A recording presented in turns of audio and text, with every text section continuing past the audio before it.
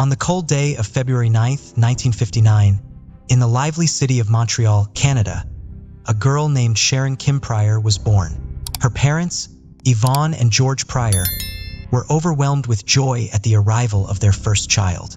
Yvonne, who was born in England, had moved with her parents to settle in Point St. Charles, known locally as the Point, a neighborhood in the borough of Lessus, West, in Montreal, Quebec, Canada.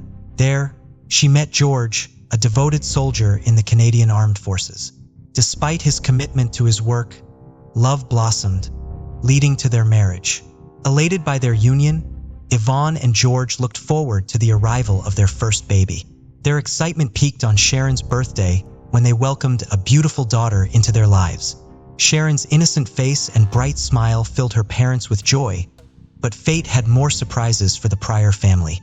Just a day before Sharon's second birthday, on February 8, 1961, Yvonne gave birth to twin sisters, Doreen and Maureen. To little Sharon, they were the perfect birthday gift she could have ever dreamed of. However, life is full of twists and turns. And in 1962, George received transfer orders that would uproot the family from Point St. Charles to Manitoba. In their new surroundings, the Pryor family welcomed their youngest addition, George Jr. But alas, even the strongest bonds sometimes fray. And in 1965, Yvonne and George decided to part ways. Yvonne, now a resilient single mother, returned to her beloved Point St. Charles. Yvonne's decision to return to the Point was not arbitrary. It was a deliberate choice rooted in love and practicality. The neighborhood, with its affordable living and tight-knit community, promised a safe haven for her children to thrive in. From an early age, Sharon exuded a gentle, caring nature that extended to the world around her. Animals found solace in her presence as she often took in strays, tenderly nursing them back to health. Her twin sisters Doreen and Maureen often reminisced about Sharon's dreams of becoming a veterinarian. Sharon, initially reserved, discovered a welcoming community that embraced her. The Boys and Girls Club provided a space where her interests thrived, particularly through her active involvement in floor hockey and artistic pursuits. In the midst of their teenage years, Sharon discovered solace in the presence of a young man named John. Their love story held a touch of destiny, as John had been Sharon's secret crush since the fourth grade days. As time passed, their friendship deepened and blossomed into a profound romance. Sharon also had a close-knit circle of friends, whether it was roaming the streets of Point St. Charles, discovering hidden nooks and crannies, or gathering at the local hangout spot to revel in carefree conversations. Their bond was unbreakable. Through it all, Sharon remained grounded and appreciative of her mother, Yvonne, who had selflessly devoted herself to the well-being of her children. Sharon recognized the sacrifices her mother had made and cherished the unwavering love and guidance she provided. On the eve of Easter, Saturday, March 29, 1975, 16-year-old Sharon Pryor's day unfolded with a sense of anticipation. As the clock struck 1 p.m., Sharon had begun her Easter weekend by completing her morning routine: breakfast, washing up, getting dressed, and tidying her bed. Meanwhile, her mother Yvonne headed out for some last-minute Easter dinner shopping. Jojo, Sharon's 11-year-old brother, and Stephen, the 4-year-old foster child, were still eager to search for Easter eggs. Sharon wanted to make the day extra special for them. With creativity in mind, Sharon decided to make and paint Easter eggs. She boiled 8 eggs and left them cool. At 3 p.m., Yvonne returned home and joined Sharon at the kitchen table, watching her paint the eggs. Sharon asked if the paint would dry in time for the next day. Yvonne suggested painting half the eggs in the cups and finishing the rest later.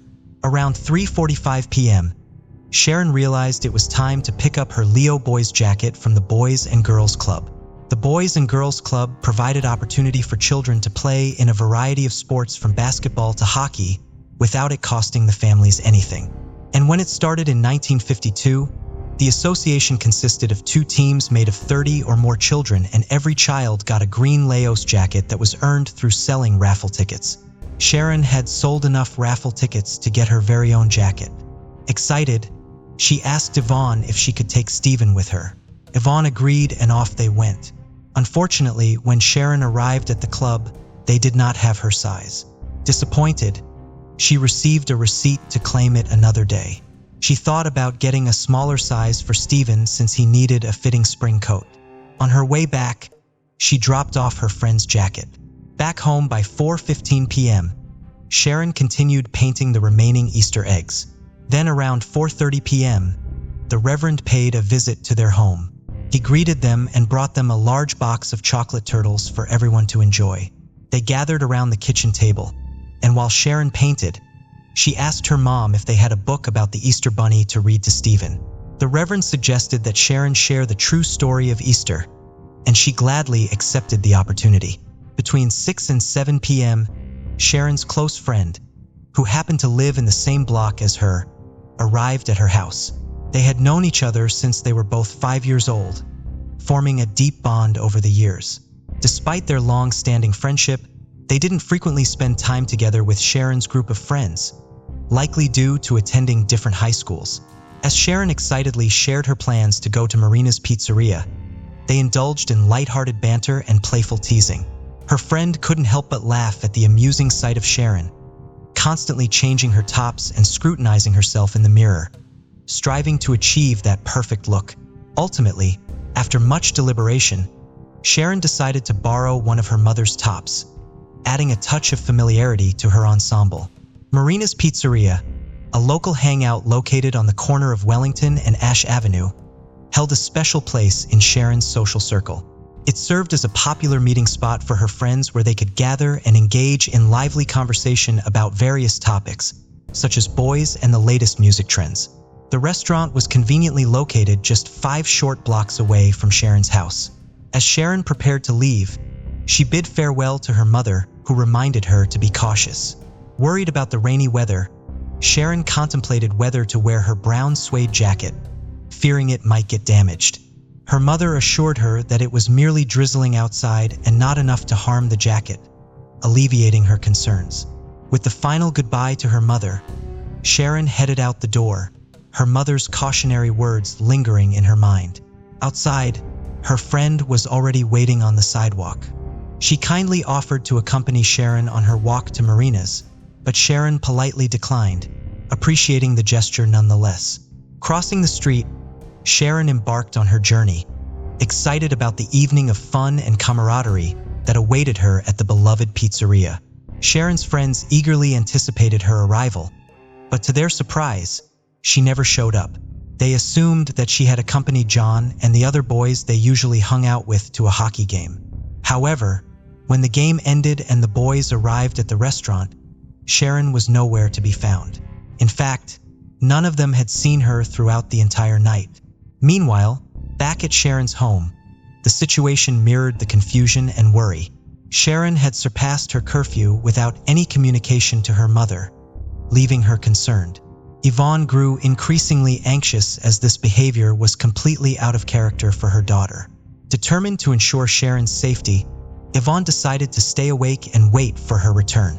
As the clock struck 1:30 a.m., Yvonne found herself positioned in the living room, anxiously peering out the window while the twins from the bedroom window joined in the watchful vigil. Sadly, there was no sign of Sharon. The following morning, Yvonne embarked on a mission to gather information, reaching out to Sharon's friends and even contacting John. However, none of them had any knowledge of Sharon's whereabouts or had seen her recently. The lack of information only deepened Yvonne's concern and heightened the mystery surrounding Sharon's disappearance. During one of the calls, Yvonne spoke with Sharon's friend, Mary, and she shared disturbing information with her. Mary told Yvonne that a woman named Cheryl Waugh had been attacked on Ash Avenue after 7 p.m. Yvonne couldn't help but worry upon hearing this news, as the direction in which the assailant fled could potentially intersect with Sharon's path. Cheryl, the victim of the attack, recounted the terrifying incident. The assailant had brandished a knife and forcibly grabbed her. Fortunately, before he could cause harm, another passerby intervened, scaring off the attacker. Cheryl provided a description of the assailant, mentioning his blue eyes, a mustache with squared corners, and a low, calm voice. She noted that he was wearing blue jeans, a dark blue ski jacket, and black shoes with pointed toes. Learning about this attack heightened Yvonne's anxiety, considering the possibility that Sharon might have encountered the same assailant. To gather more evidence, Cheryl was brought in to identify her attacker, but her certainty wavered, making it difficult to press charges against anyone. Yvonne grappled with the fear that her daughter may have fallen victim to a similar assault. The lack of concrete information and the uncertainty surrounding Sharon's whereabouts only intensified her worry and further emphasized the urgency of finding her. In a desperate attempt to find Sharon, a massive search operation was initiated, mobilizing hundreds of residents who combed the streets, hoping to locate the missing 16-year-old girl. Despite the collective efforts, the search yielded no results. Yvonne, consumed by worry and desperation, took to the television appealing to the community for any information that could lead to Sharon's safe return. Unfortunately, this plea also failed to provide any substantial leads or progress in the investigation. As the days passed, a disheartening sense of uncertainty settled upon everyone involved. Some individuals began to speculate that Sharon may have chosen to run away, but her family adamantly rejected this notion. They couldn't fathom the idea that she would willingly abandon the life she loved, a life encompassing her family, friends, and boyfriend. Furthermore, there were no apparent indications or clues suggesting that Sharon had planned to leave her life behind. Notably, she had left behind her bus pass and money at her family's house before embarking on her visit to the pizzeria. Amidst the mounting despair, Yvonne and her family clung to the hope that Sharon would be found safe and sound. The lack of progress in the search and the absence of concrete information only intensified their anguish, leaving them yearning for answers and closure. On April 1st, 1975, at around 6 a.m., Yvonne Pryor noticed Ronnie knocking on her friend's door across the street early in the morning. Sensing something was amiss, she approached him, took the newspaper he was holding, and quickly returned home. Yvonne couldn't resist the urge to unravel the truth within the pages. As she opened the newspaper, her worst fears were confirmed. She recognized the picture of her daughter. She uttered with certainty, "I knew it was her. I knew her shoes." The photograph displayed a body lying in the snow, discovered in Longwell Field, a city approximately 25 minutes away from their neighborhood. Devastated by the news, Yvonne immediately contacted the police to seek confirmation. Although she was too distraught to personally identify the body, instead she entrusted her brother with the painful task. Ultimately, it was confirmed that the body found was indeed Sharon. The entire community in the Point, including her friends, came across the story in the newspaper, and like Yvonne, they were convinced of the tragic truth. Sharon's life had been brutally taken. Sharon's body was discovered by Jacques Beltran, a beekeeper. Jacques had received word that the gate to his apiary had been left open, which was highly unusual. Recalling that he had locked it the night before, he proceeded to investigate. To his surprise, he stumbled upon a partially nude body lying in the snow, approximately 75 feet from the road. Immediately recognizing the gravity of the situation, Jacques promptly contacted the police, marking the beginning of a harrowing investigation. Sharon's murder was a horrifying and brutal act of violence. She had been subjected to assault and severe beatings. When her body was found, she was only wearing her suede jacket, a blue sweater, socks, and shoes. Her jeans were discovered a short distance away, while her underwear was found hanging from a nearby tree branch. Disturbingly, partially chewed tape was entangled in her hair, and tightly clenched branches were grasped in her hand, indicating that she had been alive when her assailant left her in the snow. Examining the scene, investigators uncovered several pieces of crucial evidence. Around 15 feet from the body, tire tracks were found indicating the presence of a vehicle. Additionally, a blood trail was observed leading from the parked car to where Sharon's body lay. The absence of drag marks and the lack of mud on Sharon's shoes and socks suggested that she had likely been carried out of the car, leading authorities to suspect the involvement of more than one person due to the apparent ease with which the task was executed. In close proximity to the body, a man's shirt with a size 17 collar and 34-inch sleeves was discovered, believed to have been used as a binding for Sharon's wrist. The size of the shirt led investigators to speculate that the suspect was approximately 6 feet tall. Not far from the crime scene, an imprint of a right shoe, size 8.5, was found next to a gate post. The depth of the imprint indicated that the person responsible may have had a heavier build and must have been at least 6 foot tall. Further evidence included a ring with the word love inscribed on it, a page from an English magazine featuring a young girl, a gun, a car seat cushion, and a receipt for a jacket bearing the name Sharon Pryor. The subsequent autopsy revealed that Sharon had been held captive for days before her death. The estimated time of her demise was approximately 20 hours prior to the discovery of her body. The coroner's examination exposed a crushed chest, possibly from the killer kneeling on it, resulting in internal hemorrhaging. Sharon had sustained injuries consistent with the use of a pointed object, such as a ring with multiple bruises on her face, fractures on both sides of her jaw, a broken nose, and a hole in her cheek, possibly caused by a loose tooth during the assault. On April 4, 1975, a somber gathering took place at St. Matthew's Presbyterian Church, as approximately 200 mourners gathered to bid farewell to Sharon Pryor and pay their final respects. The atmosphere inside the chapel was heavy with grief and sorrow as friends, family, and members of the community came together to mourn the tragic loss of a young life. The mourners, deeply wounded by the cruel fate that had befallen Sharon, joined in solidarity to offer their support and condolences to her grieving family. The chapel was filled with a mixture of tears, heartache, and profound sadness as they grappled with the pain of losing someone so young and full of promise. During the service, memories of Sharon were shared, capturing her vibrant spirit, cherished moments, and the impact she had made on those around her. The eulogies and tributes served as a poignant reminder of the void left behind her untimely departure. As Sharon was laid to rest, the weight of the tragedy and the senseless act of violence that took her life hung heavily in the air. After the missing person report was filed, the investigation into Sharon's abduction and murder was commenced by Detective Sergeants Jacques Duet-Rioux and Renaud Lacombe from the Longville Police Department. The detectives developed a theory that the killer had driven the vehicle onto the field and disposed of Sharon's body there. They believed that the killer had returned to the vehicle to retrieve Sharon's jeans and underwear, which were found in different locations the same day as when her body was discovered. The heavier jeans had fallen to the ground, while the underwear ended up on a tree branch.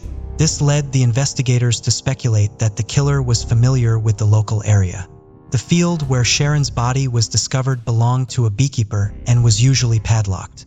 However, the padlock had been left unhooked, allowing the killer to drive their truck onto the frozen ground. Although the vehicle got stuck in the mud at one point, the frozen mud left behind tire tracks that the police hoped to use to identify the killer's vehicle. The remote location of the crime scene was believed to have been chosen because the field would not be used by the beekeeper until late spring. It appeared that the killer had expected Sharon's body to remain undetected in the frozen field for an extended period. Based on the evidence, the police suspected the involvement of more than one person in Sharon's abduction and murder. They found a trail of blood leading from the tire tracks to where Sharon's body had been dumped. Since there was no mud on Sharon's shoes, it was deduced that she had been carried the entire distance of 15 feet, possibly by two individuals. One theory considered by the detectives was that Sharon had accepted a ride from someone, possibly a passing trucker, on her way to the restaurant and had been attacked and left in the field. Another theory proposed that Sharon had been abducted and held captive for 3 days before being killed and her body being disposed of. Greg McCreary, a profiler who had worked with the FBI, dedicated his efforts to developing theories surrounding the Sharon Pryor case. Through his analysis, McCreary formed several conclusions about the attacker. He believed the perpetrator to be a younger individual, possibly in his 20s, who was likely residing in the local area with his parents. McCreary also posited that this wouldn't have been the attacker's first offense. He likely had prior experience. Additionally, McCreary suggested that the same assailant who attempted to harm Cheryl could very well be the person responsible for Sharon's murder. He explained that when killers enter their hunting mindset, they become more inclined to take risk, such as committing a second abduction. McCreary considered the probability of two separate individuals intending to abduct women simultaneously in the same small low-crime area to be statistically unlikely. Therefore, it seemed more plausible that the attacker was the same in both cases. The profile further emphasized that the attacker's familiarity with the area, particularly the disposal site, since these locations are considered high risk. The assailant would have needed to know the exit points and choose a place that was familiar and provided comfort. McCreary also identified signs of sadistic behavior in the attacker, such as holding the victim captive for days aligned with the sadist pattern. Understanding this pattern could potentially assist in narrowing down the list of suspects. McCreary explained that sadists typically seek compliant victims within their social circle. They initially appear nice and charming, particularly to vulnerable young women. Over time, they become increasingly demanding, exerting control and eventually resorting to degrading and violent behavior. Once compliant victims are no longer available, they may turn to escorts or individuals known for being strange or violent. When even that avenue is exhausted, they resort to hunting strangers. Based on his analysis, McCreary advised the police to investigate individuals with a history of minor domestic arrest or solicitation, as they could potentially fit the profile of Sharon's killer. He also noted that the assailant on the street, who used a knife to try to abduct Cheryl, lacked strong interpersonal skills. This indicated that the attacker knew he couldn't manipulate her with sophisticated deception and resorted to violence instead. The wounds found on Sharon's face further suggested that her killer lacked the skills necessary to maintain control, leading him to rely on violence. McCreary concluded that since the abduction seemed to be carried out by a stranger, the perpetrator would likely be classified as a serial offender. Serial murders of this nature rarely cease their activities on their own, making it crucial to pursue an aggressive investigation to bring the killer to justice. The Longville Police Department, grappling with the investigation into Sharon Pryor's brutal murder, harbored concerns that her tragic death might be connected to the killings of other girls. One such murder was of Norma O'Brien, a 12-year-old girl who had been found lifeless in a field near Chattagoy the previous summer. Norma had suffered assault and mutilation, and like Sharon, she had died as a result of asphyxiation. Approximately a year later, the disappearance of 14-year-old Debbie Fisher intensified the police's worries. Debbie had set off on her bicycle from her uncle's residence, intending to reach her family's home just 10 minutes away. However, she never arrived, prompting an immediate investigation by the authorities. Her disappearance occurred in close proximity to where Norma O'Brien had vanished the year before. Tragically, Debbie Fisher's lifeless body was discovered in an abandoned car in the woods. She had been brutally beaten with a rock. While Sharon Pryor's case remained unresolved, a breakthrough occurred in the investigation into Debbie Fisher's murder. The police were able to apprehend a suspect, a minor who was only a few years older than Fisher herself. Due to a publication ban, the public was restricted from knowing the killer's identity, and he was referred to as simply MX. The perpetrator served his time in prison, but was eventually released. The unsettling connection between these tragic cases highlighted the deep concern within the community and law enforcement about a potential serial killer operating in the area. Despite interviewing 38 individuals in connection with the case, including suspects like Frank Daly, also known as Jerry Moore, the manager of the pizzeria, and several individuals associated with him, as well as beekeeper Jacques Beltran, his co-owner Roger Augrey, and Raymond Ahmed, the owner of the adjacent property. The police were unable to gather sufficient evidence to bring charges against anyone. Even Sharon's close friends and boyfriend were interviewed, but no breakthrough emerged from these inquiries. As time passed, leads dried up and information ceased to come in. Despite the confidence in the evidence collected, the case eventually went cold, leaving Sharon's murder unresolved. In the year 2000, Yvonne wrote a letter to the police requesting a review of evidence in Sharon Pryor's case. Yvonne hoped that the advancements in technology could shed new light on the investigation. However, her request was denied a week later, as the police had discarded the majority of the evidence in 1995. This news left Yvonne feeling hurt and distraught, but she persisted in asking the police to locate Sharon's clothing, which fortunately had been preserved. The clothing was analyzed, and finally, the police obtained a DNA sample that did not match Sharon's. In July 2004, the police received a tip regarding a garage space where Sharon might have been held captive. The garage was situated behind an apartment building, and the hope was to find some of Sharon's DNA for further investigation. 3 samples were collected, but unfortunately, none of them matched Sharon's or the profile of her murderer. An update in 2012 involved an anonymous donor, increasing the reward to $10,000 and establishing a dedicated phone line for tips. This development sparked speculation among the public, suggesting that new information had surfaced. Another avenue explored was the hypnosis session conducted on the woman who saved Cheryl Waugh, hoping to extract additional details from that fateful day. Following the session, the police presented her with several photos and one man stood out to her.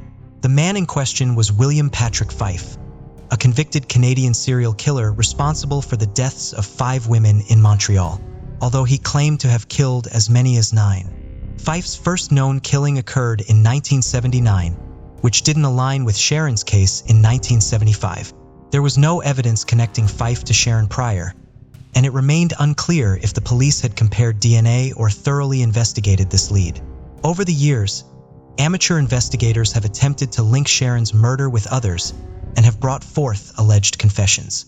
One such confession was mentioned in the book, The Hard Road, by Peter Edwards, which briefly references Sharon's murder and implicates a member of the Montreal Satan's Choice motorcycle club named Mike French. However, these claims and suspects have remained speculative, and no definitive evidence has emerged to support them. Despite the speculation and the various leads explored throughout the years, Sharon Pryor's case remained unresolved, leaving her family and community seeking answers and closure. Between July-August 2019, DNA samples from the suspect at the crime scene, including samples from Sharon Pryor's clothing, were sent to Parabon Nanolabs, a company based in Ruston, Virginia that develops nanopharmaceuticals and provides DNA phenotyping services for law enforcement organizations. The purpose was to get a prediction result from the DNA sample, and the prediction result matched a man with fair skin or very fair skin, green or hazel eyes, brown hair, and a selection to other freckles. Then in June 8, 2022, a significant breakthrough was achieved when Montreal Laboratory analyzed the suspect's Y chromosome DNA in comparison with the Pisces database. The analysis results made it possible to target the priority name Romain or Romaine. Franklin Romain, who had addresses in Montreal and Longueuil in the 1970s, emerged as a potential suspect. The tire tracks found at the crime scene were compatible with the vehicle registered under Romaine's name in Montreal. Franklin Maywood Romaine had an extensive criminal record in the United States and had encounters with the Montreal police. DNA samples were obtained from Romaine's 2 living brothers who willingly provided them to West Virginia police. Both brothers testified that they believed their brother had committed the murder.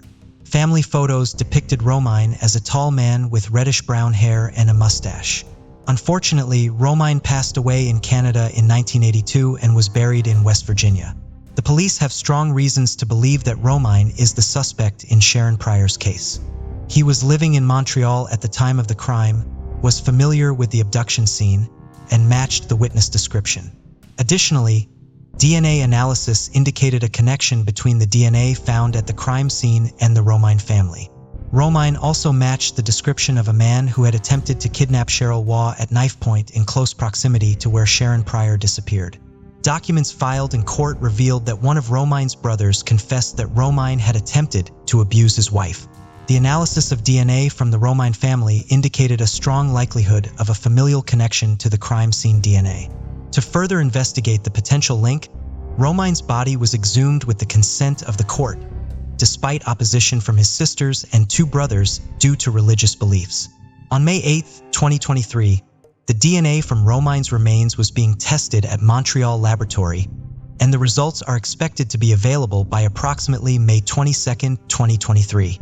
The new suspect, Franklin Romaine, was not among the more than 100 individuals previously investigated by police in connection with Sharon Pryor's murder.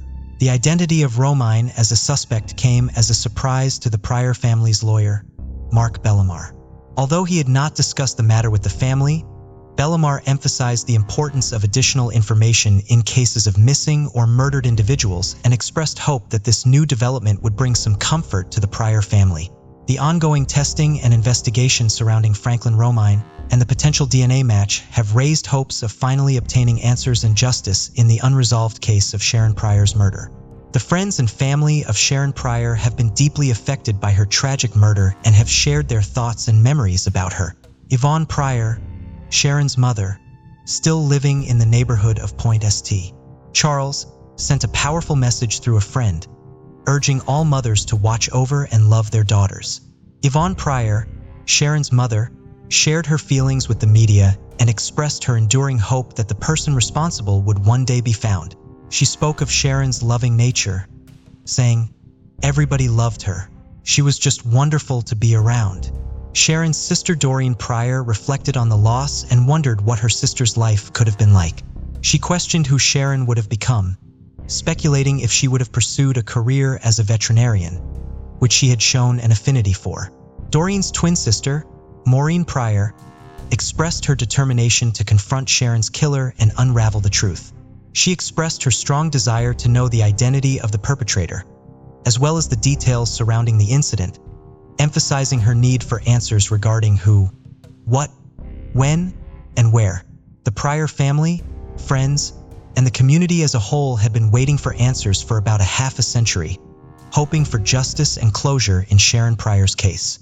While the recent breakthrough brings a glimmer of hope, it is a reminder of the enduring pain and the importance of finding the truth for the sake of Sharon's memory and those who loved her. Before we proceed, I've got an exciting surprise for you. We've launched a brand new channel dedicated to intriguing content such as old historical mysteries, cold cases, and particularly chilling horror stories perfect for bedtime. Drop a comment letting us know if you're a fan of horror stories or not.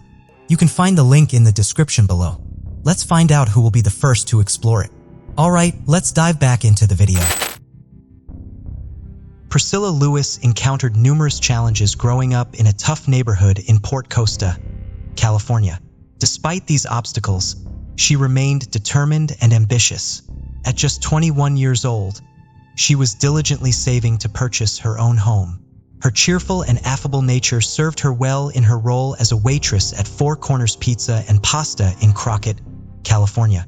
On September 24, 1996, Priscilla was working the night shift at the pizza restaurant.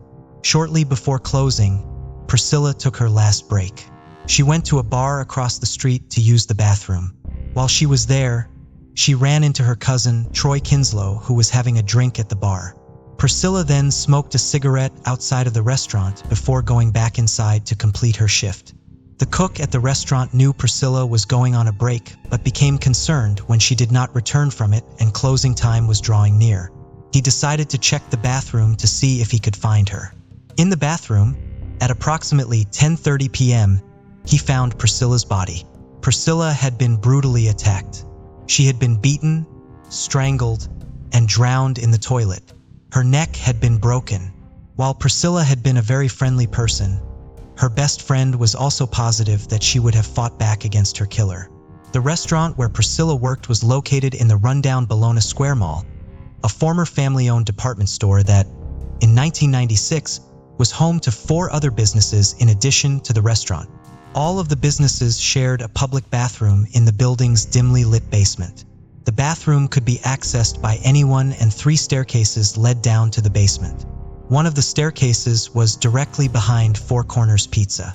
The waitresses at the restaurant did not use the public bathroom because they thought the basement was creepy.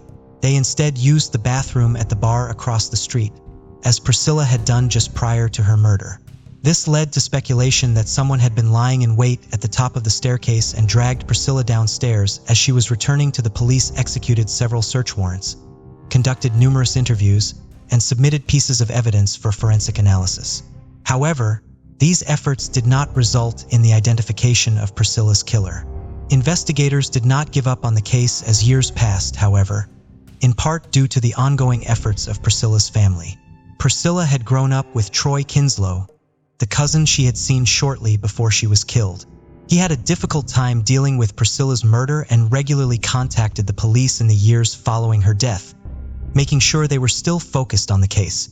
When asked in 2019 what he wanted to say to Priscilla's killer, he replied, "We're going to get you. It might not be today, but these detectives are going to get you, and you're going to have to pay the price." 2 years later, Troy would be proven correct. On December 9, 2021, the Contra Costa Sheriff's Office announced that 51-year-old Danny Lamont Hamilton had been charged with Priscilla's murder the day before, the events that ultimately led to the crime lab for examination. This resulted in DNA evidence being found and a profile being developed. The profile was a match to Hamilton. Hamilton's DNA profile was available to police because at the time of his identification, Hamilton was incarcerated at a state prison near San Diego, serving 295 years for unrelated sexual assault charges. He was initially taken into custody on those charges in 1999, 3 years after Priscilla's murder. Hamilton is being charged with 1 count of murder with 4 special enhancements in Priscilla's case. Priscilla's brother David was understandably disturbed to learn of Hamilton and the nature of his other crimes. He does believe that finally having answers in Priscilla's case will help his family heal, even though the arrest has opened up old emotional wounds that have never fully healed since his sister was murdered.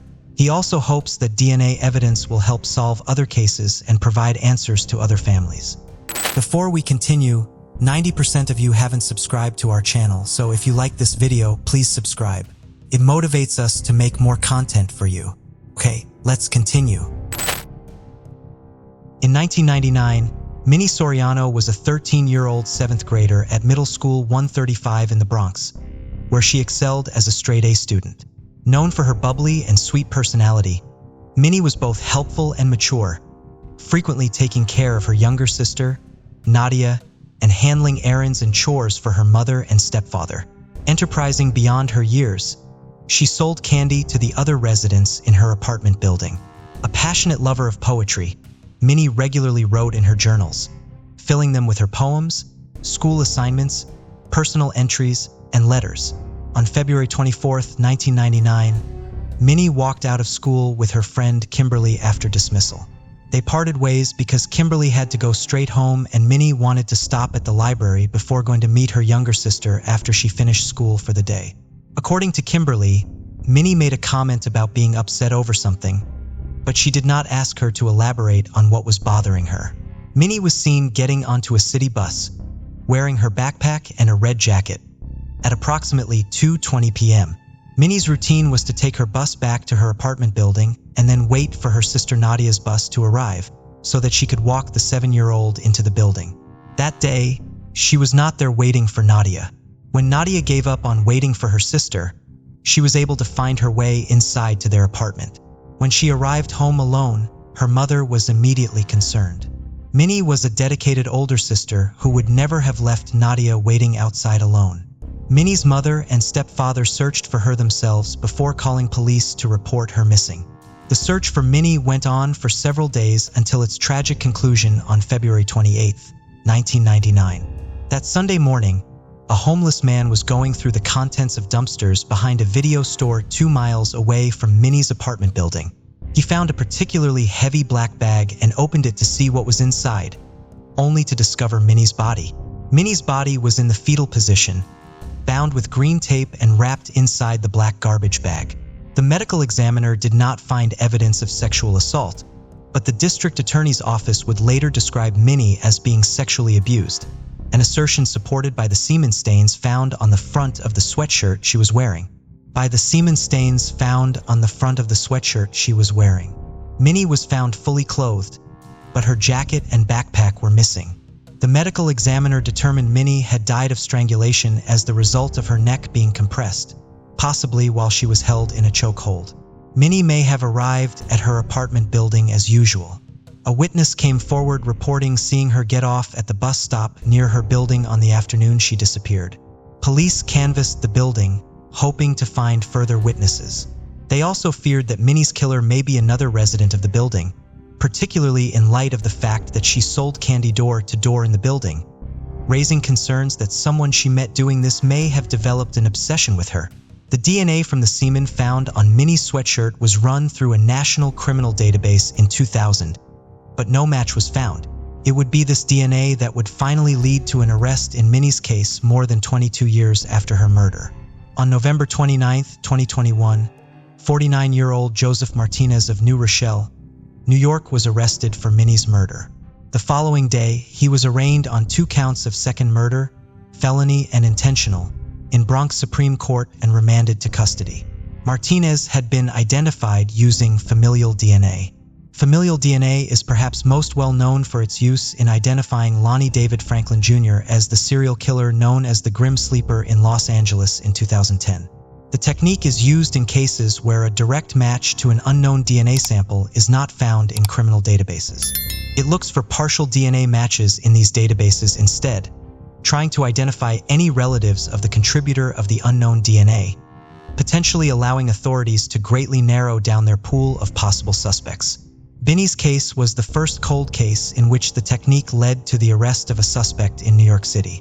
The state of New York had authorized this technique to be used to attempt to identify suspects in criminal cases in 2017. Since then, the state had only approved the use of the technique in just 35 cases. Only 10 of these cases resulted in a match being located. Investigators are required to go through an extensive application process with the New York State Division of Criminal Justice Services and the State Police Crime Lab in order to obtain authorization to submit samples for familial DNA testing.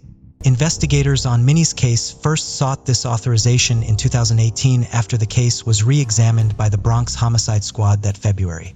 Between the extensive authorization process and the detailed forensic work required by scientists at the crime lab, it will be 2 years before investigators had a lead to follow. In June of 2020, familial DNA testing identified a now deceased convicted offender in the criminal database as a partial match to the investigators then began looking into his family. Based on the amount of DNA shared by this offender and the man who left his DNA on Minnie's sweatshirt, they believed the man they were looking for was the son of the offender found in the database. Investigators learned that the offender found in the database had 5 sons and began researching to see if any of them could be the killer they were looking for. 2 of his sons were eliminated because of their age at the time of the murder. The lives of the other 3 were closely scrutinized to ascertain if any information, like their location at the time of the murder or any physical impediments, could exclude them as a possible suspect. While re-examining their case files in light of the new information provided by the familial DNA testing, investigators learned that one of the 3 potential suspects had lived in the same building as Minnie and had been interviewed in the early days of the investigation as a part of the canvassing of the building. This individual was Joseph Martinez, who was 27 years old at the time of the murder. Police were able to surreptitiously collect a discarded DNA sample from Martinez. Testing of that sample showed that Martinez's DNA was a match to the DNA from the semen found on Minnie's sweatshirt. Martinez voluntarily met with police to be interviewed about the case. During this interview, he denied ever having physical contact with Minnie. Martinez pleaded not guilty to the charges against him in court and maintained his innocence to the press through his lawyer. He has no criminal record and is the father of 2 daughters. Martinez is a street astronomer who would set up a telescope on the street and give astronomy lessons to passersby, particularly children. He had an active social media presence and was known as Jupiter Joe. According to his website, he had been scheduled to be at a playground in the Bronx with his telescope 3 days after his arrest. In an unsettling coincidence, Minnie had an interest in astronomy. She told some of her friends she wanted to be an astronaut, and one of her journals contains a long list of astronomy websites she liked to visit. When asked about the arrest in his daughter's case, Minnie's father, Luis Soriano Duran, who now lives in Texas, was happy there was finally progress in the case, but sad that it took so long. Everywhere we go, we see a little kid. I remember her. When somebody smiles like she did, it makes me remember her. She always was in our heart and in our mind. I hope that justice will do its work. This time, do it on time and right, he told NBC New York. When asked about the man charged with his daughter's murder, Mr. Soriano Duran replied, "I wish him to go to hell." Martinez is due back in court on March 7, 2022. Mary Romczyk was born in Czechoslovakia in August of 1908 and came to the United States with her family when she was 8 years old. The family settled in Owasso, Michigan, and Mary attended St. Paul's School until she reached the 8th grade when she dropped out so she could help put her siblings through school. Mary got married in 1951 to a man named Leonard Pryor, and the couple settled in Flint, Michigan. Mary had learned to make candy as a child and added on to her house at Chippewa and Louisa Streets in Flint so that she could open up the Sweet Marie's candy shop. Due to rising violence in Flint, Mary and Leonard eventually decided to sell the candy store and retire. They moved to the small village of Lennon, Michigan, which they believed would be a safer location. Leonard passed away in 1992. Mary remained at their home in Lennon with her beloved dog, Pupsy, who frequently accompanied Mary on her walks. According to her family, Mary was a sweet woman with a wacky sense of humor who was always kind and generous. By 1997, 88-year-old Mary was a creature of habit. She was a devout Catholic who attended Mass 6 days a week and walked to the same diner for lunch and dinner almost every day. Her brother-in-law, James, would give her a ride to church each day. On February 27, 1997, however, Mary was not at her home when he arrived to pick her up. The door to the house was open and her dog Pupsy was still inside, but there was no sign of Mary. James went to the church to see if Mary had just found a ride with someone else, but she was not there. He checked the diner she frequented as well, but could not find her. He reported her missing around noon. Canine teams with the Michigan State Police were luckily in the area at the time for a training exercise and were sent to Mary's house to help with the search for her. Approximately 2 hours after Mary Pryor was reported missing, a state trooper and a canine officer located her body wrapped in a blanket in a swampy wooded area 150 yards away from her house. Mary's autopsy would reveal that she had been suffocated and beaten about the head. She appeared to have been raped, a conclusion later confirmed by DNA evidence. Police spent years conducting interviews and following up on leads, but were unable to make an arrest. Mary was not forgotten by her small community, and billboards were put up and door hangers were distributed to houses over the following decades. Shortly after the murder, the community was able to collect $20,000 to offer as a reward for information that led to the conviction of Mary's killer, but the money was eventually returned to the donors after years passed with no one coming forward to claim it. Just months before the 25th anniversary of Mary's murder, on November 11, 2021, Genesee County Sheriff Chris Swanson announced that an arrest had been made in the case. 41-year-old Michael Burr of London, Michigan had been charged on single counts of felony murder, first-degree criminal sexual conduct, and kidnapping in connection to Mary's murder. Burr was just 17 years old and a junior in high school at the time Mary was killed. He had long been considered a potential suspect by investigators because his home was so close to Mary's. Sheriff Swanson had been assigned to Mary's case in 2002 when he was a captain with the sheriff's office, and he interviewed Burr as part of his investigation in 2004. A DNA sample was collected from Burr in 1997 and kept in storage, and biological samples from Mary's autopsy were preserved. Other items connected to the case have also been submitted for DNA testing in the years since the murder. While the sheriff's office has had access to Burr's DNA for decades, according to Sheriff Swanson, the DNA match was not made until the day before Burr was arrested. The biological material collected from the crime scene is a 1 in 1.9 octillion match for Burr. Sheriff Swanson has discussed scientific advances contributing to Burr's identification, but it is unclear what those advances are.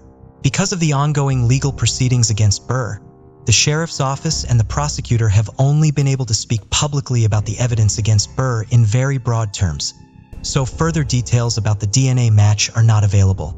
There is other evidence prosecutors plan to use in court, including drag mark evidence, as well as a witness who provided a statement several years ago and is still available to testify in court. However, like the DNA techniques used in the case, this evidence will only be detailed to the public as the legal proceedings against Burr progress. I didn't think this was ever going to be solved. I just felt that way, and I am so pleased and so happy that Aunt Mary is going to get the justice she deserves. Emily Dubé, Mary's niece, said following Burr's arrest. In December of 1976, 81-year-old George Clarence Seitz resided in the Jamaican neighborhood of Queens, New York. A World War I veteran, the conflict had left a profound mark on him. Had he lived in a time when the condition was better understood, he might have been diagnosed with post-traumatic stress disorder.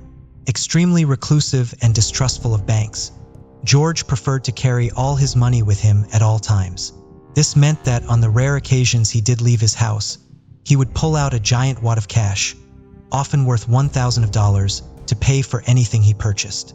Around 10 a.m. on December 10, 1976, George left home to walk to Haircutters, a barbershop 2.5 blocks away, to get his haircut.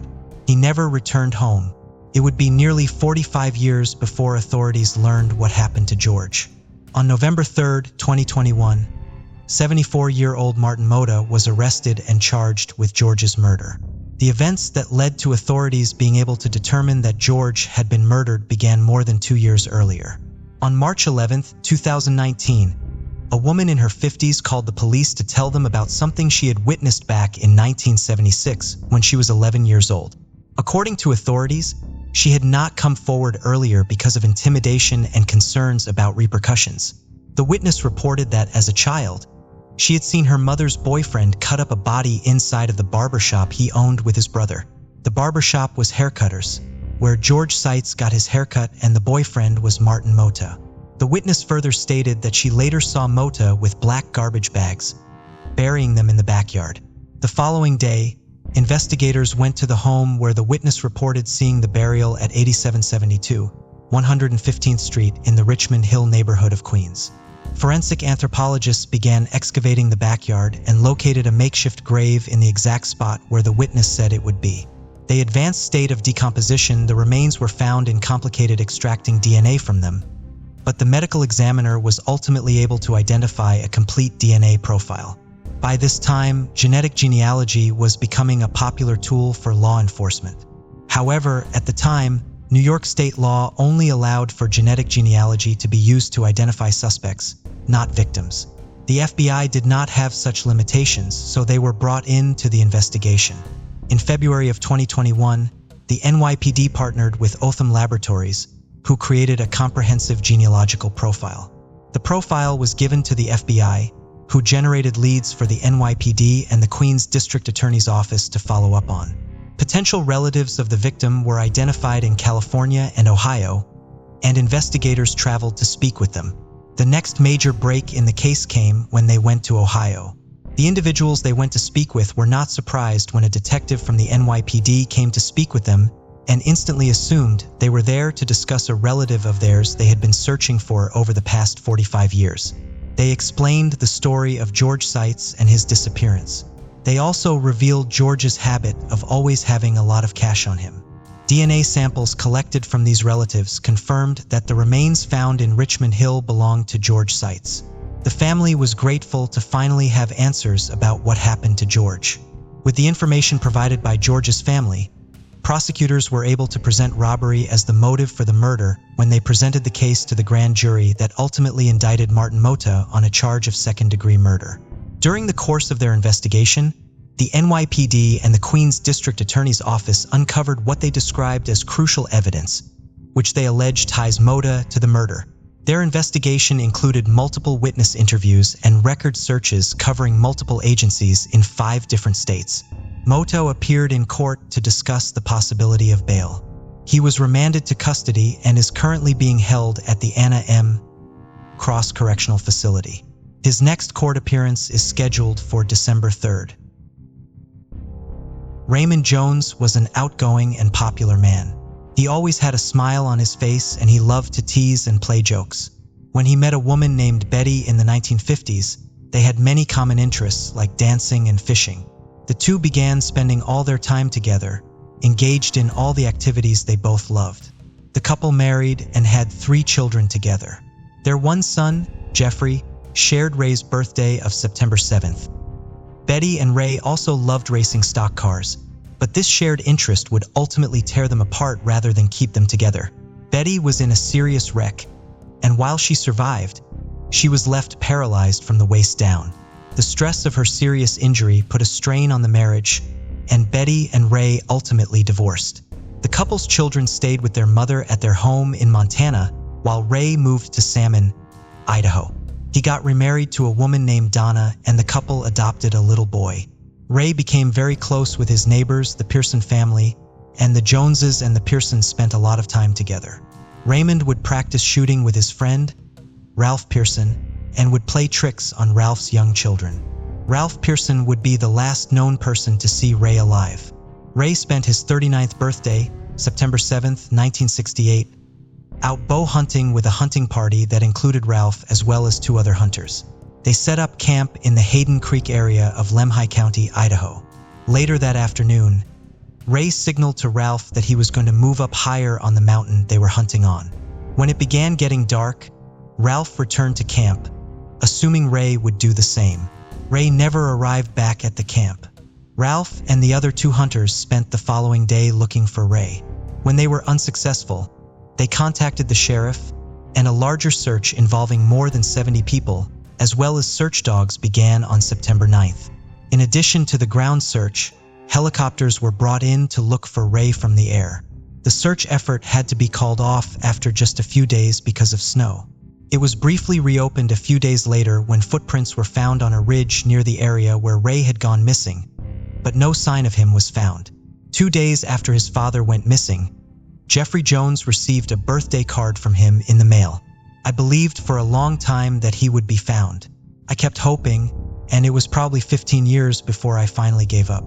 Rumors and stories kept circulating that somebody had seen him or that he took off. I heard all this stuff and just kept expecting or hoping that he would walk through the door one day. Jeffrey would later say, Ralph Pearson never used the bow he had been hunting with on the day Ray vanished again. It remained on the top shelf of his closet until he passed away in 2010, and possession of it went to his daughter Kendra. The last thing Ralph's daughter Karen said to him before he died was, "Dad, go find Ray." Ray would not be found until 53 years and 10 days after he disappeared. Around 4 p.m. on September 17, 2021, a bow hunter was taking a shortcut between 2 hunting areas when he came across human remains. He called the Lemhi County Sheriff's Office to notify them of his discovery. Because it was so late in the day, they were not able to come out to the site until the following morning. When they examined the remains, authorities found part of a wallet. Inside of it was the identification card of Raymond Jones. The bow hunter who found the remains has not been publicly identified, but he has spoken to Ray's family. I'm very relieved to know what happened. I'm grateful to the guy that found him. I couldn't have asked for a better person to find my dad. After talking to him, he's just a super guy, Jeffrey Jones said after speaking with the hunter. Ray had told the other hunters he had wanted to look for mountain goats that day while they were back at camp. A large rock matching the type of rock that made up the cliffs above where the remains were found was found covering the lower half of the remains. The hunter who found Ray told Jeffrey that he believed Ray may have seen mountain goats at the top of the cliffs and then tried to climb up the cliff to see them better. Part of the cliff may have broken off as he did so and landed on top of him after he fell. The past week and a half have been surreal, but I'm very lucky to know what happened to my dad after all these years. Jeffrey said after his father's remains were found, "I could have gone my whole life without knowing, but now I know, and it brings some peace." Jeffrey planned to bring his father's remains. Mervyn Sinclair was a Cree man from George Gordon First Nation in Saskatchewan. He had a happy-go-lucky spirit and loved to sing and play the guitar. He did not enjoy school and left after grade 6. He had an adventurous spirit and did not scare easily. In 1958, the 23-year-old was a private in Princess Patricia's Canadian Light Infantry. Over the long Easter weekend, he visited family in Saskatchewan. However, when he arrived, he looked as though he had been roughed up, according to his family, and he drank heavily that weekend. Mervyn told his family that just prior to his Easter leave, a commanding officer had made a sexual advance towards him, which he had refused to go along with. The 2 men got into a fight which the commanding officer lost. Mervyn's father was a survivor of one of Canada's infamous residential schools, and he had taught Mervyn to box when he was young so that he would always be able to defend himself. That was not an uncommon thing happening to Native people. I can believe that because I've watched it. Mervyn's sister, Darlene, would later say, "My father was a boxer, and he taught the boys how to look after themselves physically because we were Native people living off the reserve." Mervyn was concerned about what would happen to him as an Indigenous man on the base or in military prison if he were sent there because of the fight. He was also concerned that he might not even make it to prison as the officer had threatened him, saying, "You'll regret this once you get back." Mervyn's family believed he was still planning to return to Canadian Forces Base Wainwright in Alberta. He was last seen hitchhiking in Alberta. On May 15th, he was declared absent without leave. Mervin's family learned that he was missing when military police arrived at Ralph's home looking for him. They initially arrested Ralph, believing him to be Mervin because of their strong physical resemblance. When the possessions Mervin had left behind at the base were returned to his family, his clothes were all covered in blood, increasing the family's fears that something had happened to Mervin on base that the military wasn't telling them about. Ralph Sinclair never gave up looking for his brother, even as decades went on without any leads as to what had happened to him. Ralph spoke to the media and posted handmade missing persons flyers throughout Western Canada. He died in the fall of 2020 without ever learning his beloved brother's fate. Just a few months later, however, a woman the Sinclairs had never met took a commercial DNA test and solved Mervin's disappearance 63 years after he went missing. Jelaine Davidson was raised by her mother and stepfather in Calgary, Alberta. She knew very little about her biological father. Her mother had left him and the home they shared in Hope, British Columbia, around the time Jelaine turned 1. Jelaine's mother wanted him to marry her, but he refused without ever providing an answer as to why. He was very secretive, which also contributed to the end of the relationship. Jelaine's mother told her that her father was a man named William Baca. He was Cherokee and from Oklahoma. His parents were named Victor and Nora. She did not have any further information about his background. In 1980, when Jelaine was a teenager, she was contacted by a mutual friend of her family and her biological father to inform her that William had been killed in a car accident. After Jelaine learned that her father had passed away, she also learned that he had tried to be a part of her life. Her grandmother confessed that he had written letters to her over the years, but she had thrown the letters away because Jelaine had been adopted by her stepfather, who had since divorced Jelaine's mother. She realized that she had made a mistake by doing this and apologized to Jelaine. It took Jelaine another decade to finally become ready to try to research her father and his family. Her mother was white, so she knew nothing about her Indigenous heritage but hoped to learn about it. She called the Royal Canadian Mounted Police in Terrace, British Columbia, where her father had died, to inquire about the car accident that had killed him in hopes that she could find further clues about his family. The officer she talked to happened to know a William Baca, but he was alive and working as a security officer at a local mall and younger than Jelaine. This William Baca, who went by Sam, was Jelaine's half-brother. Like Jelaine, he was also raised with a stepfather, but unlike her, he did know their father. The long-lost half-siblings got in touch, and Sam's wife helped Jelaine coordinate their reunion on Halloween as a surprise for Sam. Sam was able to show Jelaine pictures of their father and tell her things about him, like how much he loved music. The siblings visited their father's grave together, which gave Jelaine a sense of peace. Jelaine and Sam remained close despite not living near each other, speaking on the phone regularly and visiting each other when they could. Years later, when commercial DNA kits to test for an individual's heritage and identify their relatives who had also taken a Jelaine was intrigued by the idea of this new potential lead in her search for information about her background. Fearing the effort would result in no answers, however, she was hesitant to take such a test for many years. Then, in February of 2021, Jelaine happened to see that Ancestry DNA was having a sale and finally decided to take the test. When she got her results, they identified a man whose DNA was a close match to hers and was most likely her cousin. When she looked at his family tree, she saw two familiar names, Victor and Nora, the names of her paternal grandparents. However, their last name was not Baca, as she expected, but Sinclair. Jelaine messaged the man and received a response from his wife who managed his profile. When she wrote back, she told Jelaine that she believed she was the daughter of Mervin Sinclair, who had been missing since 1958. She included Mervin's missing person flyer with the message. Jelaine was shocked when she saw the picture on the flyer. Despite the fact that the photo was taken almost 20 years before any of the photos of her father she had seen had been taken, she could tell that it was him.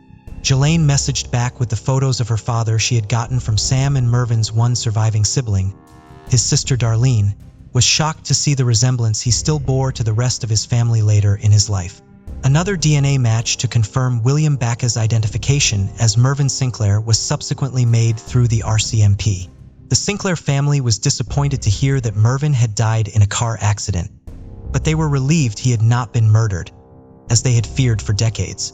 Others in his family continued to suffer as a result of government policies concerning indigenous people in the years after he went missing, so they could why he might have started a new life rather than face unjust repercussions from the military. They were thrilled to learn that Mervyn had 2 children who they were able to meet and welcome into their family. I feel like I will have a great deal of peace to have this sorted out for my dad. I just hope that, some way, somehow, he knows that we found him, we know his story, and that we love him, Jelaine told CBC News. Ranella Bernadine Large, who later became Ranella Dossett Leith, was born on October 25, 1948, in Knoxville, Tennessee. Her father, Dewey Ernest Large, was a nuclear scientist, and her mother, Annie Large, was a school teacher. Raised in Oak Ridge, Tennessee, Ranella attended Oak Ridge High School, graduating in 1966. Oak Ridge was a secure and insular community built to support the workers at the nuclear power plant where her father was employed. As with any close-knit community, the residents of Oak Ridge were well acquainted with each other and had limited interactions with outsiders. Crime was minimal, and children could play outside without adult supervision or fear. The community was also very conservative and dominantly white. Although prohibition, a set of laws that criminalized the production and consumption of alcohol in the U.S., ended in 1933, alcohol consumption was strictly forbidden in the county where Ranella grew up. As a young girl, Ranella was very bright. She excelled academically, always at the top of her class and even taking extra classes when possible. Her safe and solid upbringing made her confident in her abilities and helped her excel in school. After high school, Ranella attended East Tennessee State University, Knoxville, where she trained to become a nurse. While in college, she met an ambitious and intelligent business student who wanted to attend law school after college and become a lawyer. Edward Dossett, also known as Ed by his friends and family, was a soft-spoken man with a friendly but handsome face. When he met the beautiful, dark-haired Ranella, it was love at first sight. Before long, he had asked for Ranella's hand in marriage, and she said yes. In 1970, Ranella and Ed got married and moved to Knoxville, just outside Ranella's hometown. Ed's family had a dilapidated but large farm in Knoxville with the help of an architect and rebuilt the farm so he and Ranella could settle down and start their own family. After Ranella graduated from college, she started working as a nurse in a hospital in Knoxville. By 1972, Ed had completed law school and began a career as a proud country lawyer. In 1982, the Attorney General for Knox County retired and Ed decided to run for the office. Ed brought his usual determination and enthusiasm into the campaign, and his efforts were rewarded when he got elected into the Attorney General's office. By 1978, Ranella gave birth to the first child, Maggie Dossett. And on July 18, 1983, their second child was born, a boy named Eddie. In 1985, Ranella gave birth to the couple's third child, a beautiful baby girl named Kate. When Ed served as the Attorney General, he had a secretary named Kay. Kay and her husband Steve were good friends of the Dossetts, and both couples often hung out together. But with the arrival of their child, increased pressure from Ed's job and Kay's first pregnancy, which made her resign from her secretary job. The four of them began to spend less time with each other, or at least two of them did. The other two, Ed and his former secretary Kay, continued seeing each other because they were having a secret affair. As an elected public servant in a conservative county, having an affair was perhaps one of the worst things Ed could do to ruin his career. But Kay, unhappy in her marriage with Steve, was in love with Ed. And as for Ed, one of the few things keeping him married to his wife was that leaving her would hurt his political ambitions. He was not exactly experiencing marital bliss. Almost everyone who knew Ranella and Ed knew that Ranella was not the easiest person to be with. She was bossy and controlling with a mean attitude that made everyone around her keep a distance from her. They knew not to mess with her. Ranella and Ed, who were once so in love with each other, started to have marital problems because of Ranella's controlling attitude. To make matters worse, Ed soon began to suffer from chronic stomach pain. Once at a local authority meeting, someone noticed Ed grimacing in pain and asked him if he was okay. Ed's reply was strange. He said that he had the meanest wife in the world who was trying to kill him. By October 1991, Ed's stomach pain had gotten so bad that he was admitted to the hospital. Shockingly, after a series of tests, the doctors informed him that there was a cancerous tumor in his small intestine and liver which had spread to other organs in his abdomen as well. Ranella took this news in stride, but for some reason she felt the need to hide Ed's illness from the rest of the world. Ed's diagnosis meant that he was dying already, and if word got out, he would have to resign from his job, losing his income. Perhaps Rangeela felt that by hiding the illness, Ed could continue working and beat the cancer somehow. But Ed only got worse. In March 1992, Ed's cousin Elizabeth traveled 500 miles from Illinois to come and see him. Ed, desperate to have his family around him, had written to her. When Elizabeth arrived at the Dossett home, she was shocked at the welcome, or lack of it, that she got from Ranella. Ranella bluntly refused to let her see Ed and didn't even allow her to enter the house. Upset, Elizabeth realized that there was nothing she could do, so she went back home. Later, she would receive a letter from Ranella, telling her that Ed was in such bad shape that he could not receive visitors. Gradually, Ed gained some energy that allowed him to return to work. Although in constant pain, he approached his illness with his usual determination. But despite his best efforts, Ed's condition worsened and he had to leave work again, this time for good.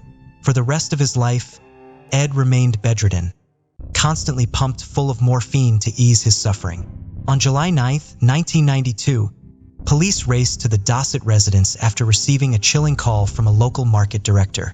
According to the director, Ranella Leith was claiming to have found her husband, Ed, lying on the floor outside unconscious. When they arrived at the scene, they met a hysteric Ramilla hovering around Ed, who was unconscious. She claimed she had found him there after he insisted on going down to see the cattle. She did not mention his terminal sickness. Rather, she told the operator she believed their cattle had trampled on him. From all indications, the only thing investigators could make of the scene was that it appeared to be an accident. But when police interviewed Ranella later, her story wasn't quite straight. According to her, Ed had suddenly insisted he go down to see the cattle. When he did not return inside on time, she went back to check on him and found him lying on the ground. She believed something must have set the cattle off because they were scrambling out of their pen. Even though she did not find a pulse when she checked for one, she immediately began CPR on him. Ranella then claimed that she tried to call 911 on her cell phone, but didn't get any response. So she ran back into the house to call the local hospital, but realized she couldn't remember the number. Police found this strange because Ranella had worked at the same hospital for years as the director of nursing. But since she had not been working for quite some time, they believed it might be possible that she had forgotten the number. She then called the director of a local market and asked him to call an ambulance. An ambulance did arrive soon after, so Ranella's story seemed accurate. When the ambulance reached the hospital, 44-year-old Ed Dossett was pronounced dead on arrival. The police launched an investigation into his death because they suspected foul play, but they ultimately agreed with Ranella's story and ruled the cause of his death as an agricultural accident. Although police had closed the case, not everyone was convinced that Ranella was telling the truth. People who had seen Ed in the weeks leading up to his death claimed that he was acting very strangely and could barely stay conscious for more than a few minutes at a time. He also found it difficult to walk straight, as if he was constantly intoxicated. It also seemed implausible that Ed's cattle would stampede him without any reason.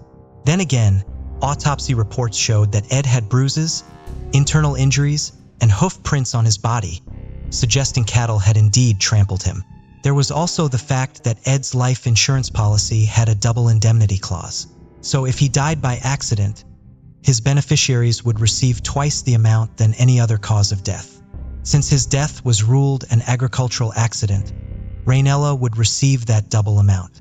On top of all this, Ranella's reputation as a no-nonsense, bossy woman made people suspicious of her. She had told police that when she discovered her husband was dead, she was so enraged with the cattle that she grabbed a gun and shot one of them. But when law enforcement examined the cattle, they found none with bullet wounds. And interestingly, they also did not take note of the morphine in Ed's bloodstream, which would have been quite substantial since he was taking heavy doses of it to help with the pain. Despite these inconsistencies in Ranella's story, Local law enforcement did not pursue the issue any further. They also considered the possibility that he might have orchestrated the entire thing just so his wife and kids could have more money when he died, since he knew he didn't have much time left anyway. Ed's funeral was another strike against Ranella, as she decided to bury him on the farm rather than where his family said Ed had wanted to be buried. During the funeral, Ranella appeared too serene for someone who had just lost her husband and the father of her children. Some even said she was cheerful, moving from guest to guest as though it were a regular party and not a funeral. After Ed's demise, Ranella decided to become a full-time homemaker to spend more time with her kids, but she began to get bored or restless. So she began spending time with her children at a nearby pool owned by a man named Dave Leith. Dave was also Ed's friend and was generally well-liked in the community.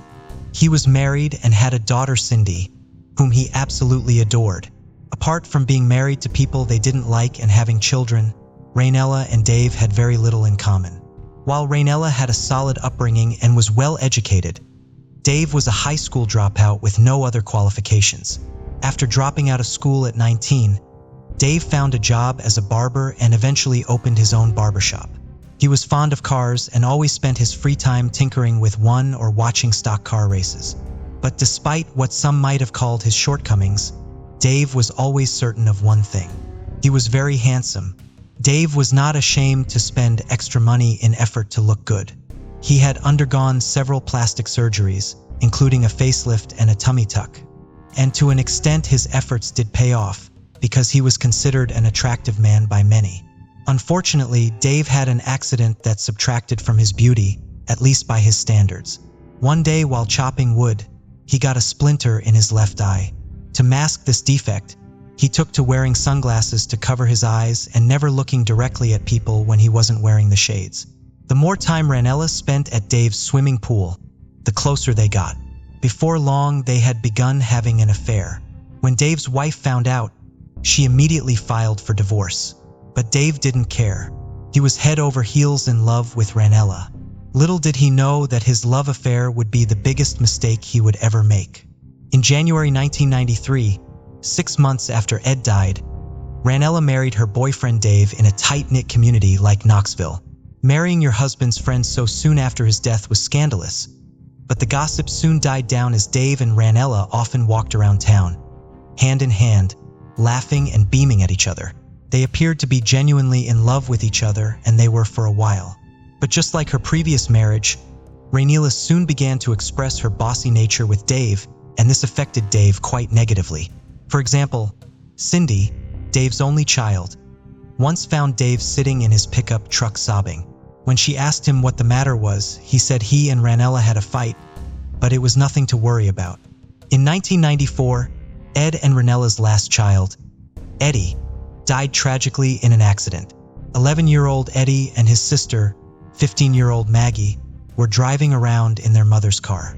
Maggie had a provisional license, which meant that she could only drive when someone else with a proper license was in the car with her.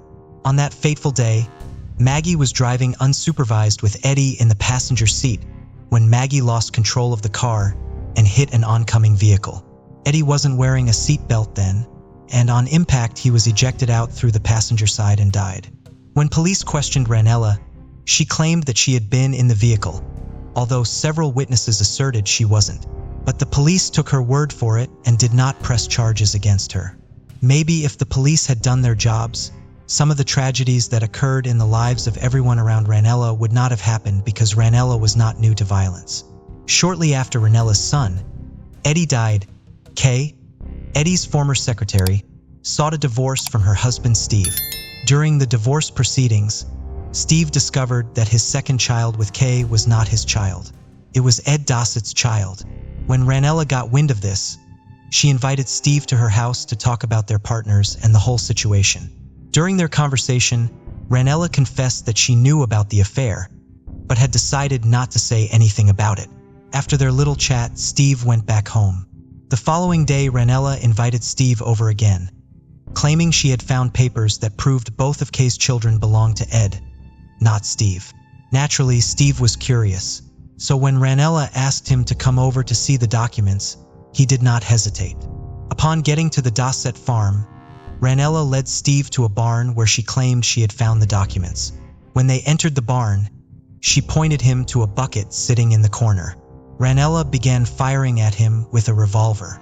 She was now holding, but she missed the first few shots. Steve managed to escape the farm and immediately reported to the police. But Ranella, anticipating this, had called the police first. In a panicked voice, she narrated how Steve had come to her house with a gun, threatening to kill her. She knew this would make the police restrict Steve from seeing his children, which had been her plan all along. She wanted to take custody of the boy that Kate and Ed had together, but her story did not make sense. So she was charged with attempted murder and granted bail for $10,000. Her attorney tried unsuccessfully to get the charges dropped. But in January 1996, a grand jury indicted her. 2 weeks before she was set to face trial for attempted murder, Ranella went for a plea bargain, pleading guilty to assault. In exchange, the attempted murder charge was dropped and wiped from her record, and she got 6 years of probation and 100 days of community service. Meanwhile, Ranella continued to exercise more and more control over Dave. Dave changed his will and made Ranella the sole beneficiary of his estate after his death. Not even his beloved daughter Cindy or her son Dave's grandson would get a dime after he had passed away. He also ensured his mother's home would pass to Ranella after she died. In January of 2000, Dave began to suffer from some medical conditions, including hallucinations, high cholesterol, and even had a stroke once. Ranella immediately took charge of everything, forbidding everyone from seeing Dave. Not even his daughter Cindy was allowed to see him. However, Dave recovered from his illness and was discharged from the hospital, but he was forced to retire from his barbershop as he could not leave home for long periods. Alongside his many illnesses, they began to suffer from short-term memory loss and early-onset dementia. During one of his visits to a neurologist, he mentioned that he felt his wife was trying to kill him. He could faintly remember her pressing a pillow to his face. It sounded eerily similar to what Ed had said about his wife just a few months before he passed away, but his neurologist brushed it aside as one of his hallucinations. Meanwhile, Dave's mother was also diagnosed with ovarian cancer and had to be admitted to the hospital. On March 13, 2003, Ranella visited Dave's mother in the hospital. While there, she suddenly called Cindy asking if she had seen Dave. Ranella said she had left Dave's food on a bedside table, and she was worried he might have gone out without eating. Up until this point, Ranella had forbidden Cindy from seeing Dave, so the call seemed strange. But Cindy said she had not seen him. Ranella rushed home, worried that something might have happened to Dave. When she opened the bedroom door, she found Dave lying in bed, his food untouched. He had a bullet wound on the left side of his head, and there was no pulse. He was dead. When police arrived at the house, they immediately suspected foul play. Ranella had informed them that Dave tragically took his own life, but given his deep affection for his daughter and grandchild, he simply did not fit the profile for someone who would end their life so abruptly. Just a day before his body was discovered, Dave had offered to help a friend with some repairs. He seemed in good spirits even though he was in pain from his illness. As investigators interviewed Dave's family members, they found another reason to doubt Ranella's suicide story. Dave was afraid of guns. Even as a child, when his father took him hunting, he would refuse to use the gun to shoot any animal. He had never owned a gun as an adult, according to Ranella. Also, crime scene investigators discovered that 3 shots had been fired from the gun. The first one missed, the second one was the fatal shot, and the third also missed.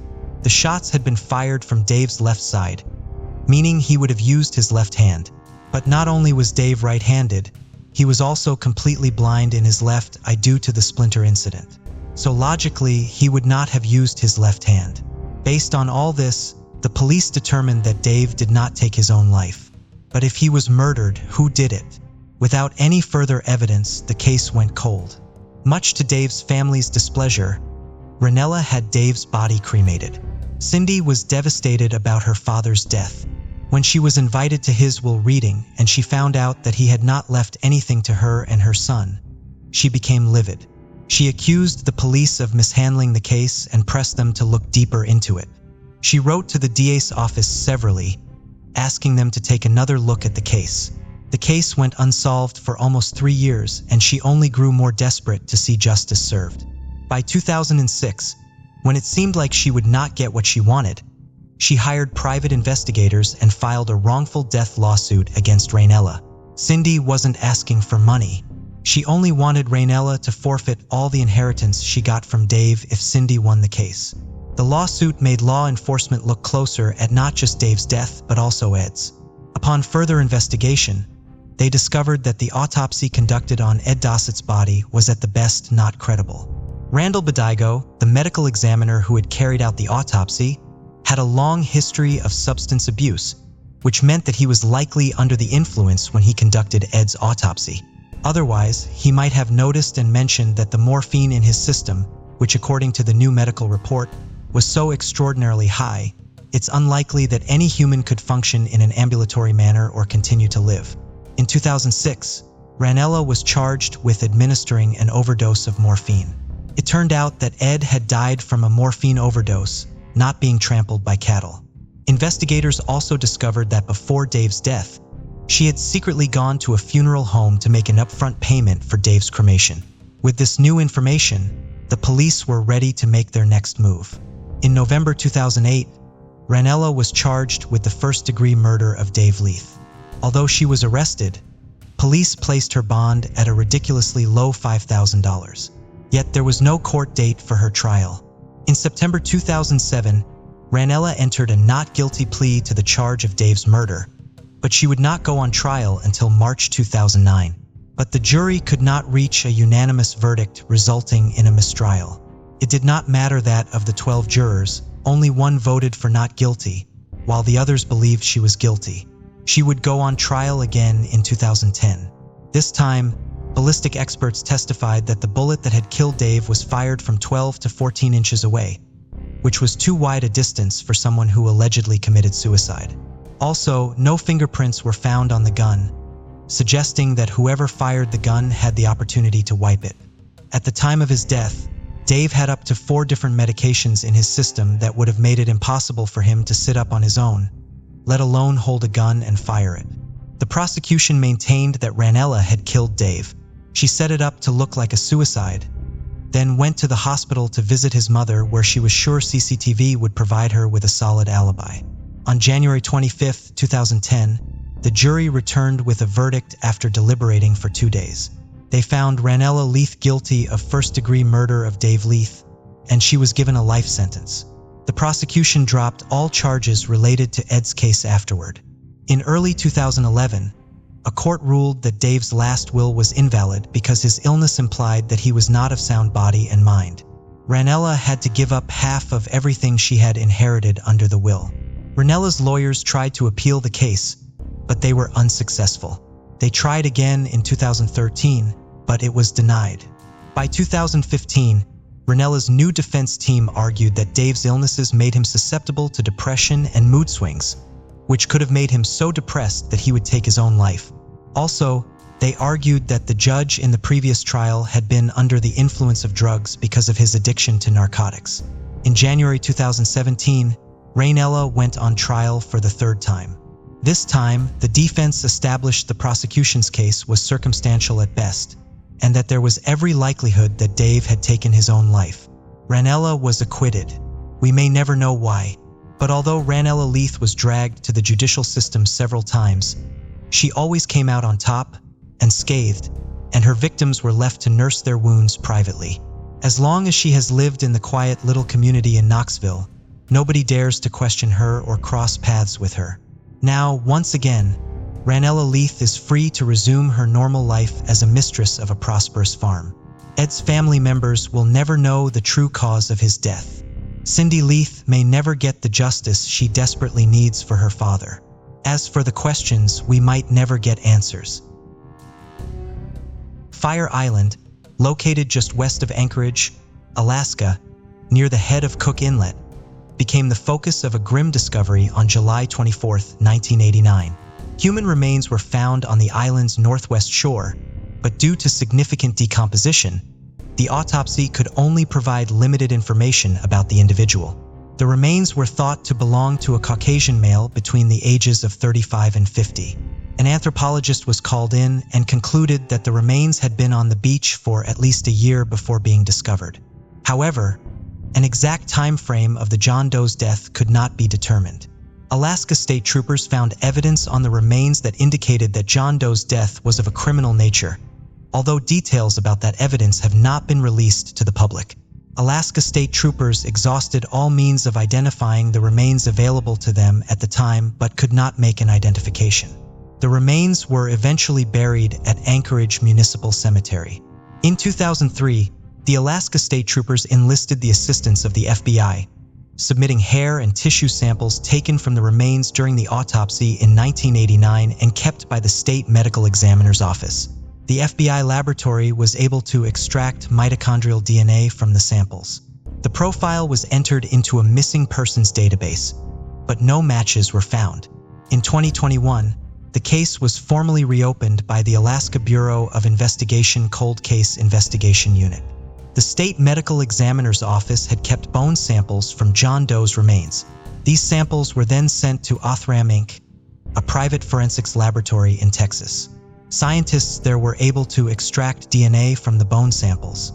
They then used forensic-grade genome sequencing to develop a comprehensive DNA profile. This profile was used to conduct genealogical research. Several individuals, all linked to the same man by DNA, were identified. Some of these individuals also had ties to Alaska. Further investigation led authorities to believe that this man could be their John Doe. A DNA sample was then taken from a closed blood relative of this individual. The analysis of their DNA and its comparison to the DNA from the remains confirmed the match. On December 1, 2021, it was announced that the John Doe found on Fire Island in 1989 had been identified as Michael Allison Beavers. Michael was a heavy machine operator who lived in Chugiak, Alaska, and operated an excavation business there. He was last seen alive at the age of 40 in late November of 1979, when he left home to drive to Seattle to meet with a business associate. He never arrived. His wife reported him missing 2 months later. Little progress was ever made in the investigation into Michael's disappearance, and it was closed in 1982. Michael was declared legally dead 10 years later. The investigation into Michael's disappearance and murder is ongoing. Serial killer John Wayne Gacy made headlines following his arrest in December of 1978. The subsequent search of his home outside of Chicago located the remains of 29 out of his 33 known victims on the property, with the remains of the other 4 victims recovered from a nearby river. While Gacy's name became infamous, several of his victims' names remained unknown. 24 of Gacy's victims were identified by March of 1980. In June of 1981, the 9 victims who had still not been identified were laid to rest in donated caskets. A short service for all 9 victims was held outside of Abbey Chapel of the Oak Ridge Glen Oak Cemetery, and each victim also received his own graveside service when he was buried under a grave marker reading, "We remembered." Each victim was buried at a different cemetery. In May of 1986, one of these 9 victims was identified as 16-year-old Timothy Jack McCoy, leaving authorities with 8 individuals left to identify. In October of 2011, Cook County Sheriff Tom Dart announced a renewed effort to identify the remaining 8 victims. They were all exhumed so that samples could be taken for DNA testing, and Sheriff Dart made an appeal to the public asking for friends and relatives of young men or teenage boys who went missing any time between 1970 December 22, 1978 to contact his office. The appeal quickly yielded results.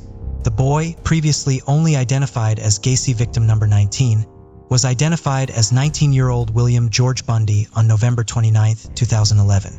Bill's mother had feared he had been one of Gacy's victims and tried to get his dental records to submit to the police as they had requested back in 1979. However, his dentist had retired, and by the time she was able to track him down, he had destroyed all of his records. Bill was identified after his brother and sister provided DNA samples. In July of 2017, victim number 24 was identified as 16-year-old Jimmy Hackinson. His mother had gone to Chicago from her home in Minnesota in 1979 to try to learn if her son was amongst Gacy's victims, but she did not have dental records to submit to the police to identify him. He was also identified thanks to DNA submitted by his brother and sister. This left 6 of Gacy's victims whose identities were unknown. That number dropped to 5 on October 25, 2021, when the man, previously only known as Gacy victim number 5, was publicly identified as Francis Wayne Alexander. In addition to his extended family, Wayne is survived by his mother, 2 half-sisters, and 2 half-brothers. DNA extracted from one of victim number 5's molars had undergone 8 months of specialized testing and processing to prepare a profile suitable to be used with genetic genealogy. The Cook County Sheriff's Office partnered with the DNA Doe Project for the genealogical research. Once the profile was prepared, researchers with the DNA Doe Project uploaded it to GeneMatch, a genealogical DNA database. The closest relative of victim number 5, located in GeneMatch, was eventually found to be his maternal second cousin. More distant cousins from both sides of his family were also identified.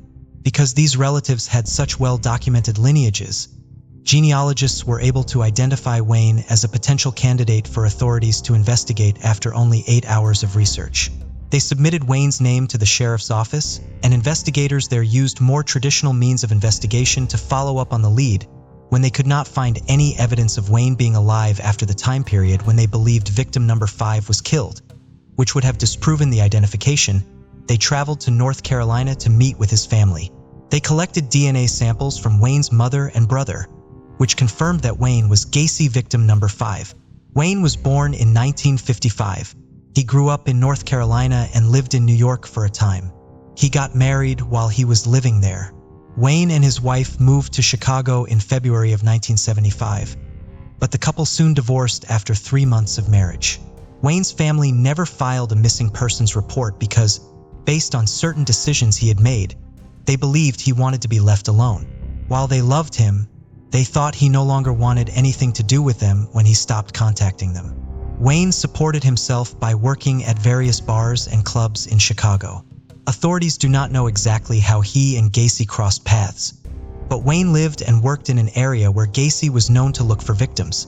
He lived near several other victims of Gacy, including William Bundy, who lived just blocks away from Wayne.